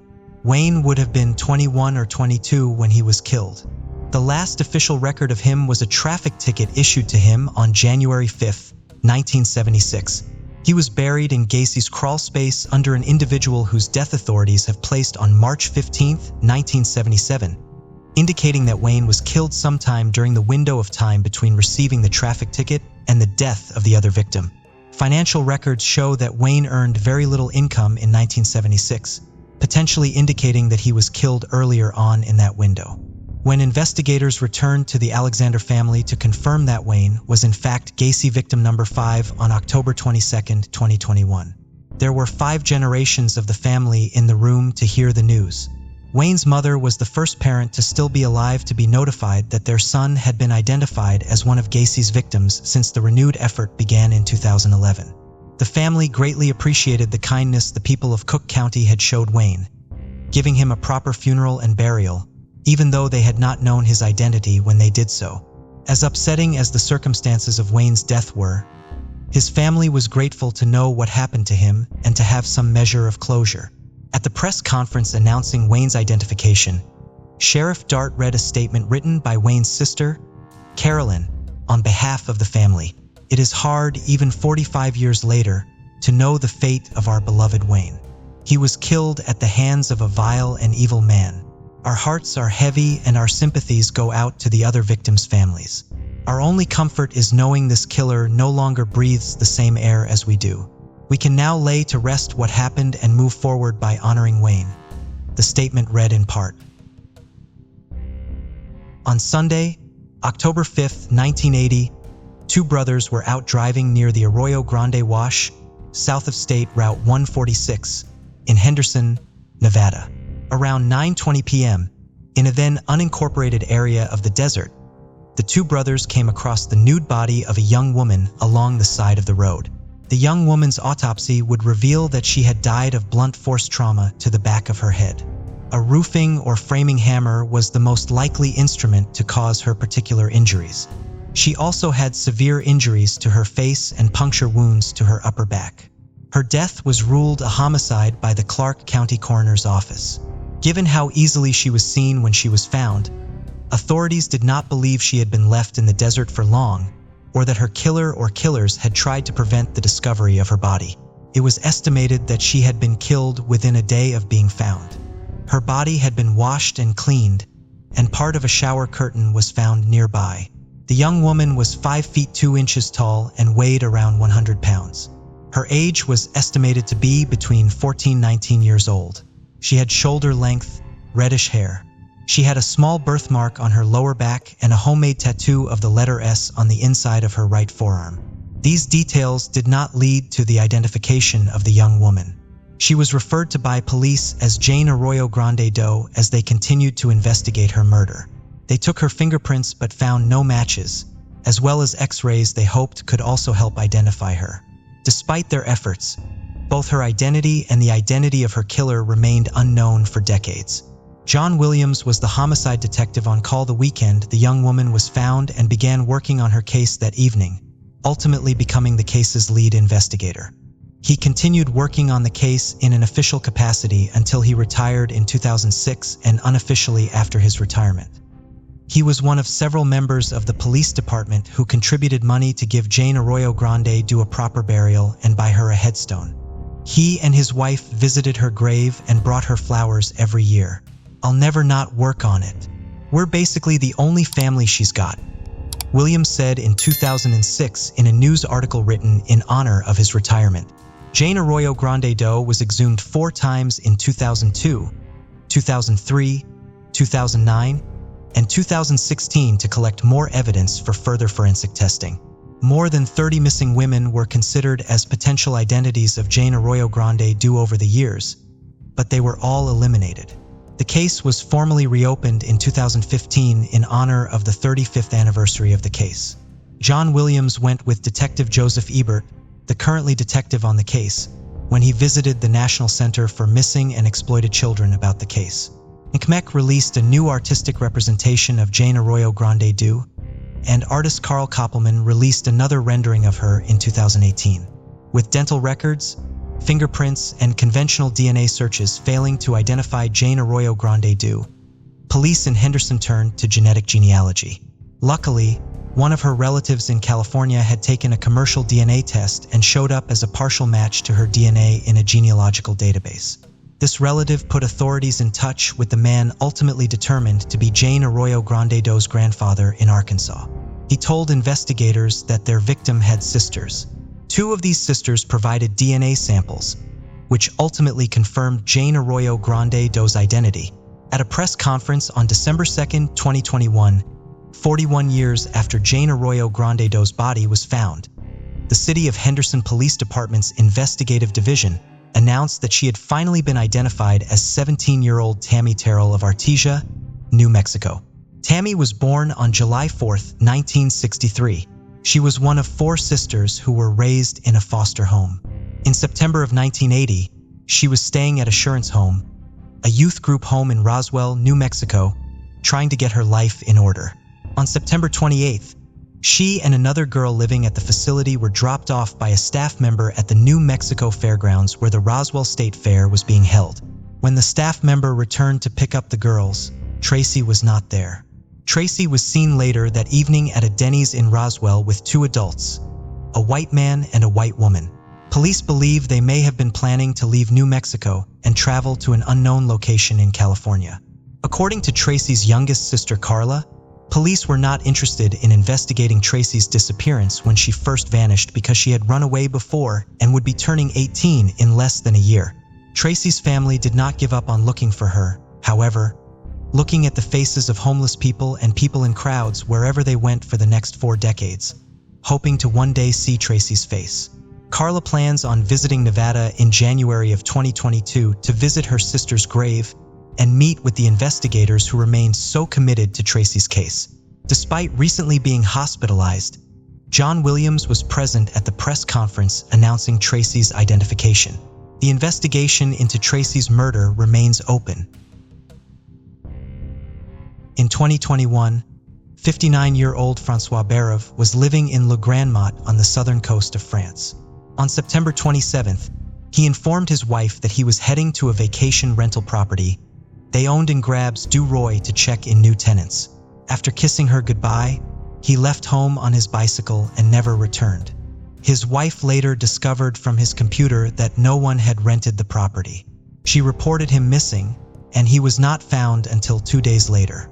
On September 29th, his body was discovered at the rental property, along with 2 notes. One note indicated that his death was a suicide and requested that he not be resuscitated if his attempt failed and he instead fell into a coma. The other note contained a confession of terrible crimes and the killing of innocent people. A DNA test from his body confirmed that Francois Barrev was the notorious serial killer, Legrelli, who had evaded identification for 35 years. Legrelli was suspected of committing 3, possibly 4 murders and 6 rapes between 1986 and 1994. His first known murder was the 1980 killing of 6-year-old Cécile Bloch. Cécile lived with her parents and older half-brother in the 19th district of Paris. An accomplished student and talented violinist, she had played with a youth orchestra for several years and was planning to transfer to a specialized school in 1987 to continue her studies while also attending a conservatory. Monday, May 5, 1986, began as an ordinary day for the family.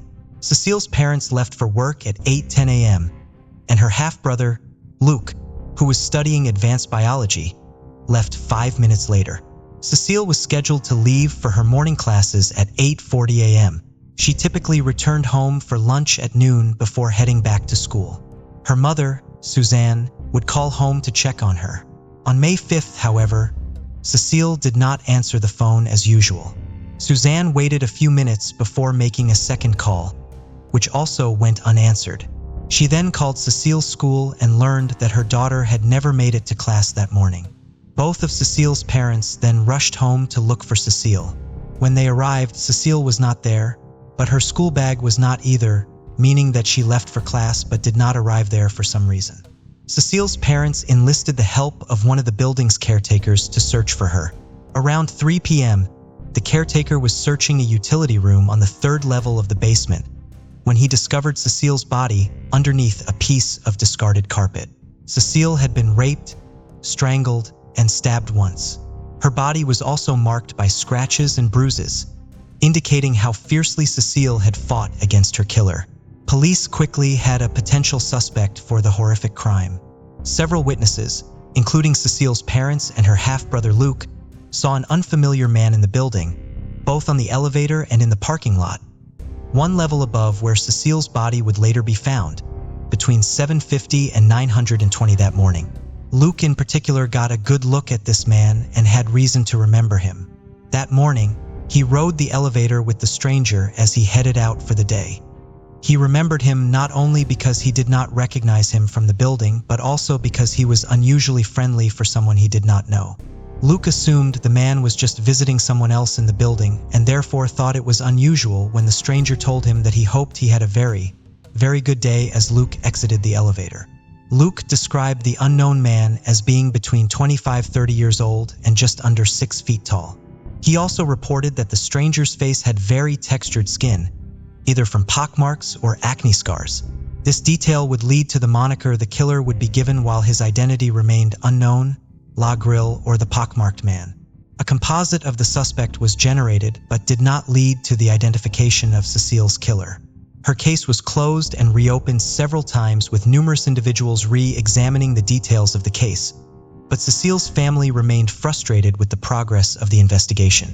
After completing his studies, Luc became a geneticist and pushed for authorities in France to use DNA technology in his half-sister's case, as authorities in the United Kingdom and Belgium had begun doing in some of their investigations.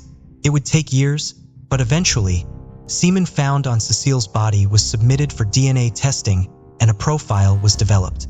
This profile would ultimately link the pockmarked man to 3 other rapes and 2 other murders. The first crime DNA tied him to was the rape of an 8-year-old girl called Sarah, which occurred the month before Cécile was killed. Sarah entered the elevator in her apartment building on the morning of April 7, 1986. A man was already inside of the elevator and pretended to press the button for the first floor for her. Instead, the elevator went down to the 4th level of the basement where the man pushed her out of the elevator. He pulled her over to a mattress and punched her twice as she struggled to get away. He stuffed a rag in her mouth, raped her, strangled her, and left her for dead. Luckily, she was only rendered unconscious and woke up approximately 15 minutes later after her attacker had fled. The same DNA was also found at a double murder which occurred shortly before the first anniversary of Cecile's murder. 20-year-old Umgard Muller was from Germany but was living in Paris, working as an hauteur and studying geography. Her employers were 38-year-old Gillis Belitaire and his wife. Gillis was an airline mechanic who worked nights while his wife worked during the day. On April 29, 1987, Umgard, who lived in a maid's apartment not far from the Polity family's apartment, arrived to take their daughter to school at 8:45 a.m. Mrs. Polity then left for work. Her husband had not yet returned home from his overnight shift at work. She would not see him again until 7 o'clock that evening, when she would discover his body when she returned home. Gilles' body was in a position called a Spanish tourniquet by the authorities. He was on his stomach with his arms behind his back. His arms, legs, and neck were all connected with various ties and pieces of fabric from within the apartment. The various pieces were tightened with a poker from the fireplace, and he would have suffocated slowly. Mrs. Poulatier then found Umgard's body in her daughter's room. Umgard was mostly nude and tied up to the bunk bed in the room. She had been strangled with the tie from a bathrobe and her throat had been cut. Both Gillis and Hermgord's bodies had been burned with cigarettes and showed superficial knife wounds, indicating that they had been tortured. The Polite's daughter was thankfully not at the apartment. The parents of one of her friends had taken her home with them when Irmgard failed to pick her up at school. DNA would be found inside Irmgard and on a cigarette but found inside the apartment. Both samples matched the DNA from Cecile and Sarah's crime scenes. 2 cameras were stolen from the apartment, and Polaroid paper found at the scene indicated the killer may have photographed his crime. It is possible that Umgard actually knew her killer. A man was seen at her residence the day before and the day of her murder and was seen having a heated discussion with her. According to witnesses, he had severe acne scars, raising the possibility that he was the pockmarked man. If this is the case, it means these 2 murders could have had a different motive than Cecile's murder and Sarah's rape. The next crime tied to the pockmarked man through his DNA occurred on October 27, 1987. A 14-year-old named Mary and returned to the apartment building where she lived with her mother from school for her lunch break. A man followed her into the elevator and told her he was a police officer and needed to see her identity documents. He showed her he had a gun and a holster under his jacket and demanded to see her arms to check them for track marks, claiming he was investigating drug trafficking. He continued making threats against her and asking her questions about her mother and her schedule. Now knowing she would not be at home, he forced Mary and inside her apartment and tied her up, threatening her with a letter opener while asking about valuables in the home. He gathered 2 cameras, a VCR, a CD player, and 14 CDs into a bag before coming back to Mary and then raping her. The man tried to wipe his semen off of Mary Ann's body, but some of it would be found on the bedding. In 1997, a DNA profile was developed from it and found to be a match to the pockmarked man. The final crime where the pockmarked man's DNA was identified occurred in 1994. Unlike his other crimes, it did not occur in Paris, instead beginning in Mitramoy and concluding in Saclay. On June 29th, an 11-year-old called Ingrid took a shortcut as she rode her bicycle home after playing with her friends. As she rode down an isolated dirt road, a car pulled up in front of her and blocked her path. The driver exited the car and told Ingrid that he was a policeman, briefly flashing a tricolor card, a type of identification card issued to law enforcement officers to her. He told Ingrid that she was allowed to be riding her bike on that road and asked her for her identification documents. She did not have them with her, so he told her he would have to take her to the police station. The man handcuffed Ingrid and put her in his car, refusing to let her stop at home to tell her family where she was going. Instead of taking her to the police station, the man drove to Saclay, more than 60 kilometers away. He took Ingrid into an abandoned farmhouse, where he raped her.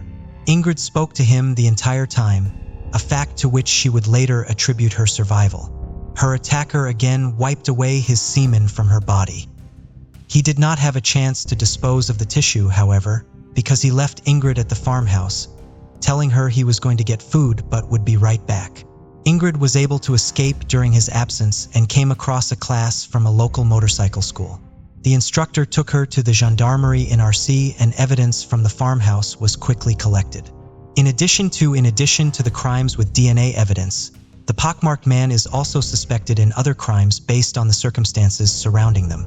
In 2015, police software that analyzes the elements of various crimes led to the pockmarked man also being suspected in the murder of Corinne Leroy, who disappeared in Meaux while walking to school on June 9, 1994, 10 days before her 20th birthday. Her body was discovered near the edge of a forest by people out on a walk on July 12. While DNA evidence has not been found tying her death to the pockmarked man, her body was found, bound in the same distinctive manner as Gillis Polity. Corinne also disappeared just 20 days before Ingrid was kidnapped and, like in Ingrid's case, also disappeared from outside of Paris, where the pockmarked man's earlier known crimes were all committed. She also disappeared from a main road where a struggle would have been noticed, indicating that she most likely got into someone's car willingly, either because she knew them or perhaps because her killer had told her he was a police officer as well. The pockmarked man was believed to have committed 6 rapes between 1986 and 1994, as well as numerous other attempted attacks. For example, on November 26, 1987, for young women between the ages of 14-19 reported being approached in their apartment buildings by a man with a tricolor card claiming to be a police officer and demanding to see their identity documents. Luckily, in these 4 cases, the girls either got away on their own or their parent or some other trusted adult unexpectedly arrived to assist them. The incidents all occurred right after each other, with 2 of them occurring within the same building, as though the man spontaneously tried approaching victims of opportunity after each failed attempt to gain control over a girl. The incidents were either suspicious or upsetting enough for all of the girls to report them to the authorities. The 4 girls, as well as 5 adults who interacted with the man, identified him as the man pictured in a composite image of the man who raped Mary and just a month earlier, tying the pockmarked man to these incidents.